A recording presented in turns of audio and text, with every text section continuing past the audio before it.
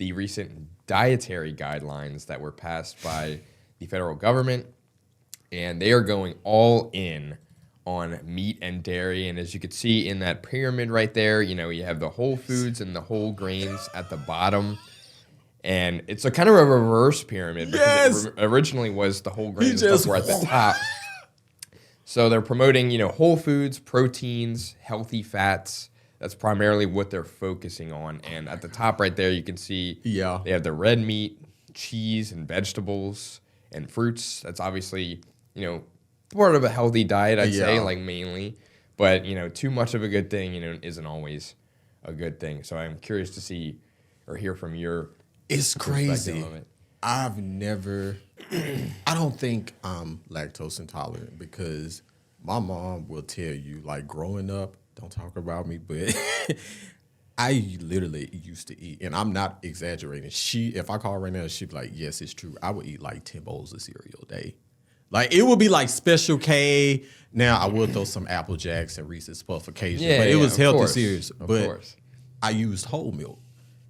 Loved whole milk. When I turned 22, 23, I was like, I'm gonna stop drinking whole milk. I went an entire year for drinking it. Went an entire year without drinking whole milk. When the year went by in January, used whole milk, tore my stomach up. Really? And to this day, I cannot drink whole milk or it's gonna mess with my stomach. So what is your normal go-to now? Oh, I use what is it? Almond milk. Okay. Yeah. So I love almond milk now. But I can still eat cheese, ice cream. But if I drink whole milk, it's going to mess with my stomach. Yeah. It's going to be a bad scene. I used to be the same way. Like I remember going to my grandma's house and I went to eat like, I swear to God, like in one sitting, I would eat like 6 bowls of cereal, like back to back to back. You know, so I know exactly what you're talking about. Like, and that probably obviously wasn't healthy at all, especially as a kid, like with all the added sugar and everything. Like don't feel bad. But to be fair, it was Honey Nut Cheerios, and they market a lot of, you know, lowering your cholesterol allegedly.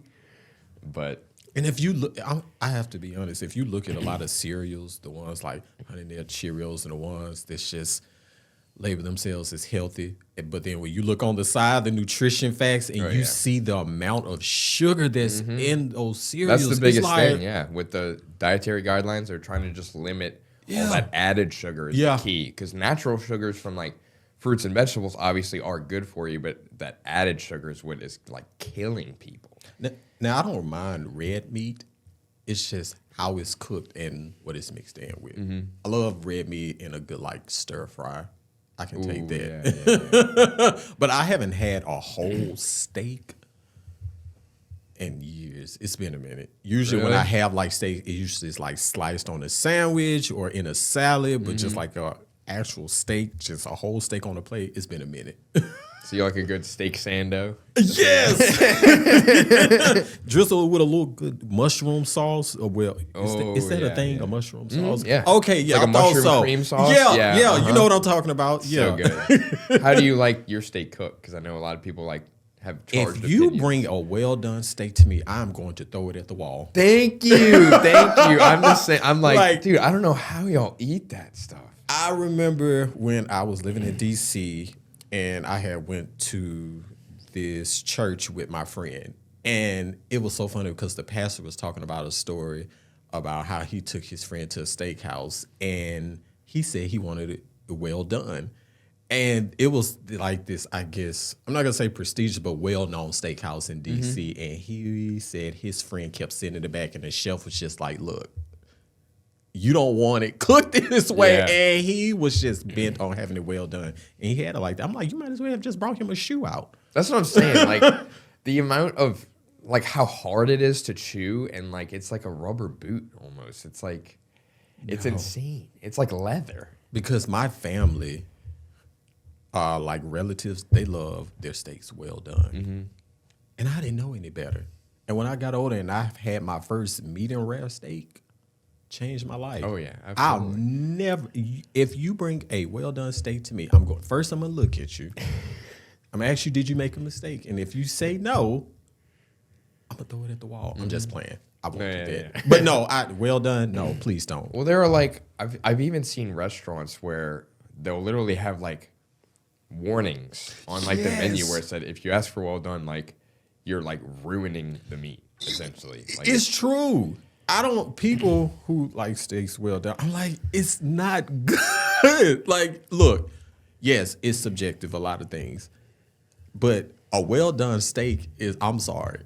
I don't know too many people who would say, oh, a well done steak, oh, that is good. Mm-hmm. Like, no, again, give them some rubber or a shoe. right. Like I kind of tend to go back with medium rare and medium, Yeah. which is like kind of like the sweet spot for me personally because it's like it just kind of like melts in your mouth. It's so soft and juicy. It's like that's just like the perfect thing. And it's easy to cut through. Absolutely, yeah. Like that's too much work for It well is. done Thank steak you. to Thank do you. all that. But for the nutritional guidelines, they also call for a dramatic reduction in highly processed foods, and I agree these with are stuff with if you read the nutrition facts, it's like a whole laundry list of ingredients that are on there and just added stuff. I mean, this can be like obviously added sugar. You have carbs, excess sodium, unhealthy fats. It's a big stressor. They want people that consume healthier fats instead of unhealthier ones. Like I believe it's like saturated fats is like the biggest one, and then all these like I said, chemical additives that you would never ever put in your food, but for some reason they decide to try to preserve it. Correct me if I'm wrong, but is it like a lot of those? If you look at the nutritional facts, could it be that a lot of the stuff is just named differently, but it's pretty much like the same? Or it has the same effects? Because if you look at like the nutritional facts, a lot of this stuff is like, what is this? Yeah. It's like, oh, it says you have 0 grams of sugar, but then you go down and it's something that may be just as harmful as sugar. And it's like, Yeah. I think the biggest thing whenever it's like named differently, it can kind of scare people a little bit, especially if it's like a scientific name where it's like you added like citric acid and people were like, right. Acid. Yeah. But I think that's just like the terminology of everything. But if you look at like the overprocessed foods and everything, usually when it comes to grocery shopping and stuff, less ingredients on it are better.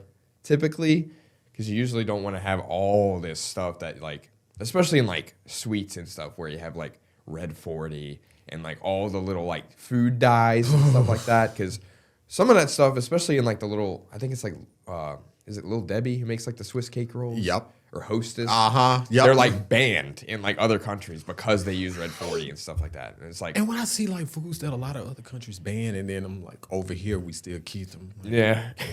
Catch on. Like clearly it's something. Like, it's probably not a good sign. Because I went to the dentist and I don't drink. Occasionally I'll drink sodas, but I try to limit like juices and sodas because of the sugar. And I remember going to the dentist. He was just like, because I have a condition that's hereditary that I have to monitor when it comes to my teeth.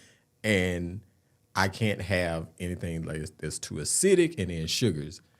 And he told me, he was like, you're going to have to start checking the nutritional facts because he said a lot of this stuff that you are eating, it has like added sugar. He was like, you're going to have to do better than just like juices and sodas. Yeah. So when you talk about like the added preservatives and stuff like that, no. Yeah, and I know I agree with that. I know that you personally don't drink alcohol. No. But the previous guidelines that they originally came out with were to limit alcoholic drinks to just 1 per day for women and then 2 per day for men. But they've kind of backtracked on that. And they just kind of changed it to this blanket statement of consume less alcohol for better health, which, I mean, I guess, but like, I feel like we need to have some sort of guardrail when it comes to that. Because, I mean, obviously. Because I know some people love a nightcap, so. Well, yeah. But at the same time, you have a lot of people that deal with alcohol dependence disorder, and they should be nowhere near any alcohol. Yeah. So, it kind of seems like an oversight. We just said it was. When it comes to We said we need some guardrails, like what? And I mean, it's different obviously this is a per day thing. If you go out and with some friends and, have a few drinks on the weekends. I mean, obviously in moderation, it's fine. Yeah. Especially with wine and stuff, which, people like to drink wine and say that it's good for your heart, which I think it is, actually. Yeah, because I have friends who they won't drink like hard liquor. Like wine is the red wine is like the only type Right. of alcohol they'll drink. Mm-hmm. Yeah, and then a lot of people, especially from my background with an Italian family, like they usually drink a glass of wine with dinner. How about fun fact? Well, it's like it goes well. I'm not as well versed in like what goes with what pairings and stuff like that. But I know that a lot of people do, especially with like pasta and stuff. You usually have just like a glass of red wine. And Can I be honest with you? That's one of my guilty pleasures. Wine? Pasta. Or pasta, yeah. Ooh. Yeah. My God. You talking about a guilty pleasure? I can eat up some pasta. Yeah. It's so versatile. Like you can make so many different types of it, and it's like, it's crazy, man. But I know in Italy, like they pretty much, and I guess Europe as a whole, they pretty much hand out wine with your meal like it's like water. Yeah, because it's like a regular part of their diet. Because I think for them, because they treat it more like when you think of like community and stuff, like over here, people treat wine and alcohol, to party and get things started. For them, it's like part of being a part of community and stuff, celebrating. Just how they look at it and how they use it is different than over here. Yeah, I'd say so. Yeah. I think there's kind of this like, not a stigma, I guess that'd be the right word, but when it comes to like wine nights and like it's usually like seen as like a girls hangout activity, but I love me a good wine. Look, here's the thing, because I don't drink alcohol, but I used to. And me and my brother will always get like red Merlot, a dry bitter wine. I didn't like sweet wine. Yeah. I loved like a bitter red wine. Now my brother to this day, Merlot, again, a bitter red wine. Oh, you get him that, he's good. With a nice piece of chicken or a steak. Yeah. Hog heaven, as he says. Hog heaven? Yeah, that's what my brother says. Like anytime he's like satisfied, like with food or something, he's like, "Oh, I'm in hog heaven." Don't know where that comes from. That's a fun one, though. Mind you, I am from Southern Mississippi, so that's funny. Yeah, and I know in terms of the official guidelines and stuff, I mean, I feel like most Americans don't actually read them. It's just kind of like here you go, just in case kind of thing. But we follow our taste buds. If it tastes good, we're like, hey, winner. Especially down south, like a good meal, like we're not gonna pass that up. Especially you from the city of New Orleans, you know how it is. Yeah, y'all know how it is. Yeah. But one thing I learned actually, despite it not being very well read across the country and stuff, it's actually really influential when it comes to determining what is served in like schools for like meals and stuff, as well as the food served on like military bases, and then it's also it shows like what's included in federal food aid for like mothers and infants and stuff. So it's like very important, I'd say, for the greater people in need, and especially our youth with like in schools and stuff. Now, how was the food at school for you in school? So for us, it was all right. Yeah, it was very, I'd say, unhealthy at the time, whenever I was in high school and stuff, because I remember when I first got to my high school, we had just like a whole smorgasbord of things to choose from, if you will. Like we had like pizza every day. They had like smoothies for a little bit healthier options. But I wish. Whenever I got to like actual high school from like freshman year to senior year, the main thing we had we had a partnership through like a catering company. Yeah. And I would say it was really good food, don't get me wrong, but it was just not healthy at all. Like I'm talking like fried chicken with like queso that you just kind of like smothered over the chicken, and you would just eat that like with like French fries and like. Oh, I mean, it was really good. Again, don't get me wrong. It there. I wouldn't have made it there. Oh my god. Yeah, it was good though. It was pretty good. Our cafeteria food tastes like they took frozen food, set it out on the trays, and just let it thaw out. Oh no, that's what it tastes like, and that's what it looked like. No, the only thing I can remember, I guess in like elementary school, I guess that was the case where they would take like just like stuff from like wholesalers and like Yeah. it was like, cartons of milk and like just very like packaged food instead of like actually cooked stuff. So I guess it wasn't. They actually had me greatest. thinking that lasagna was actually horrible.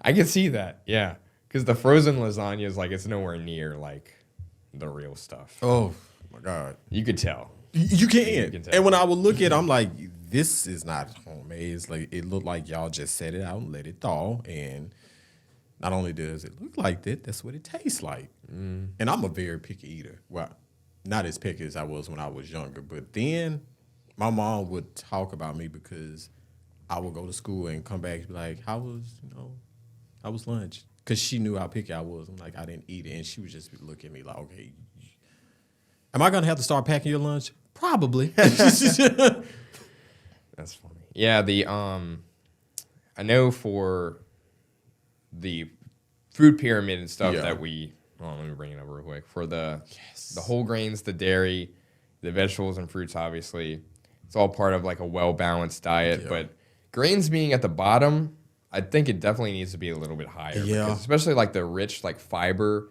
rich foods and stuff, that definitely helps with like digestion. Yes. And like not a lot of people, if they go to the doctor if they say I'm constipated, like what are you eating?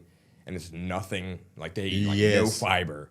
And it's like, I will say that was the plus side of eating all the different cereals that I used to because that fiber, like it kept me regulated. Yeah.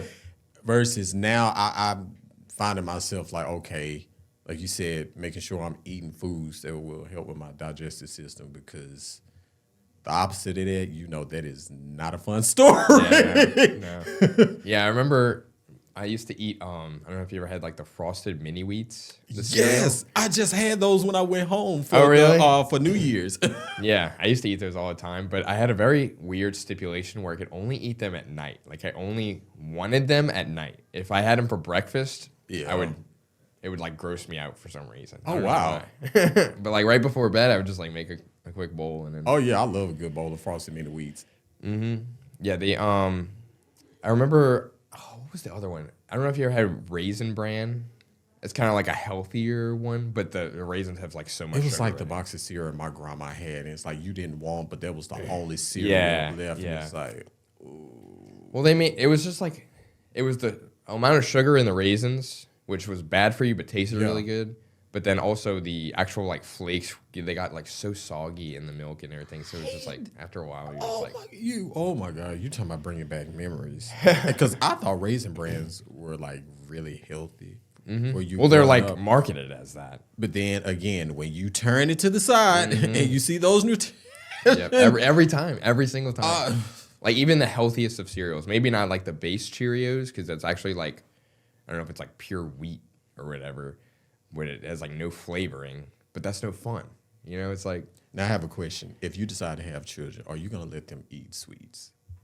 I mean, yeah, in moderation. I'll be honest with you. I've been back and forth on that one. Like none at all? I've been back and forth. Some days I'm like, if I have children, I'll let them have so many sweets out of the week. And then other moments I'm like, no sweets at all. I can see that. Maybe as like a reward system or something. Yeah. But not like just because. Because here's the thing. I feel like if you just cut them off when they get older and they're able to, especially when they become teenagers, they go hang out with their friends. If they get their first bite of a piece of candy or a cookie or whatever, when they get older, it's like over from there. Yeah. It's like, I need more. You've been depriving me of this, so I need more. Yeah. I mean, obviously it's not going to be like a overarching control thing where I'm like starving them.